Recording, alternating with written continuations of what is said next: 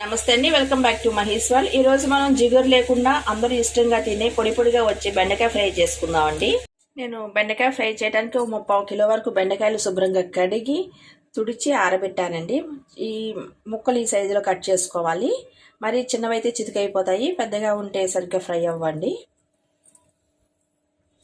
అలాగే ఒక 6 పచ్చిమిరపకాయలు కట్ చేసి పెట్టుకున్నాను. బెండకాయలు 3/4 కిలో వరకు తీసుకున్నాను కదండి, అది వేగడానికి ఫ్రీగా ఉంటుందని చెప్పి పెద్ద బండి తీసుకున్నాను.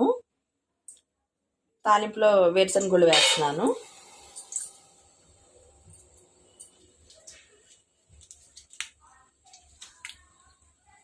అలాగే పచ్చిశనగపప్పు, మినపగుళ్ళు, ఆవాలు, ఎండుమిర్చి, వెల్లుల్లి వేస్తున్నానండి.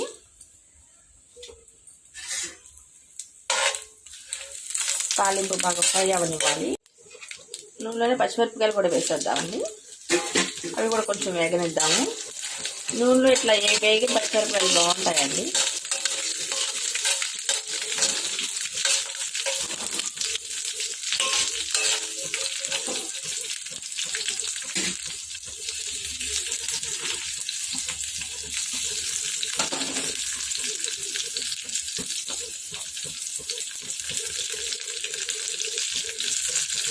తాలింపు వేగిందండి. బెండకాయలు కట్ చేసిన బెండకాయలుగా దీనిలో వేసేద్దాం.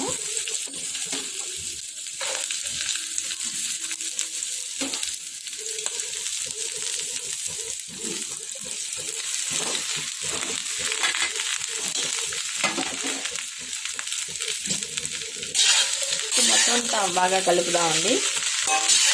కలిపి మనం ఇప్పుడు సాల్ట్ వేయకూడదండి, మధ్యలో వేయాలి. ఇప్పుడు వేస్తే జిగురు వచ్చేస్తుంది కూరకి. మనం మధ్యలో మూత తీసి ఇట్లా మధ్యలో కలుపుతూ ఉండాలండి. మరీ ఎక్కువగా కలిపితే చిటికి అయిపోతుంది.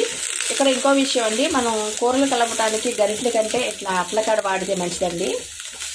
ఇదైతే ముక్కగా ఉంటుంది, మనం కలిపేటప్పుడు జాగ్రత్తగా కలపాలి. వంకాయ కూర, బెండకాయ కూర అయితే మరీనండి ఇలా అట్లకాడ వాడి మనం కూర కలుపుతుంటే మంచిది. ఇది ఫ్రై అవుతుంది కదండి, దీనిలో నేను కరివేపాకు కూడా వేసాను. అలాగే జిగురు లేకుండా ఉండేటట్టు ఇంకొక టిప్ అండి, కొంచెం లెమన్ జ్యూస్ మనం స్క్వీజ్ చేసినట్టయితే అది జిగురు పోతుందండి. మధ్యలో మూత తీసి కలుపుతూ ఉన్నానండి.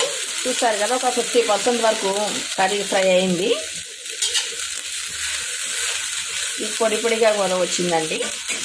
ఇప్పుడు మనం టేస్ట్కి సరిపోయిన సాల్ట్ ఇప్పుడు వేద్దాము. ఒక 1.5 స్పూన్ వరకు పడుతుందండి.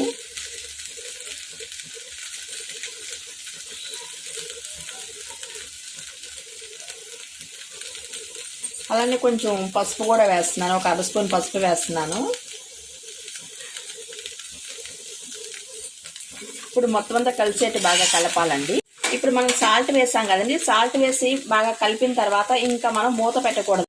సాల్ట్ చెక్ చేశానండి, కొంచెం తగ్గింది, సాల్ట్ వేసాను. ఇప్పుడు 1 స్పూన్ వరకు కారం వేస్తున్నాను. వేసి మనం ఇట్లా కలుపుతూ ఉంటే కారం ముక్కలకు అన్నిటికీ బాగా పడుతుంది. ఒక పక్క చపాతీ కూడా రెడీ అవుతుందండి. బెండకాయ ఫ్రైకి ఎక్స్ట్రా టేస్ట్ ఇచ్చేది సన్నగా కట్ చేసిన కొత్తిమీర. ఎంతో టేస్టీగా పొడి పొడిలాడుతూ బెండకాయ ఫ్రై రెడీ అయిందండి. ఈ కంటెంట్ మీకు నచ్చింది అనుకున్నాను. నచ్చితే లైక్ చేయండి, షేర్ చేయండి, సబ్స్క్రైబ్ చేసుకోండి. Thank you for watching.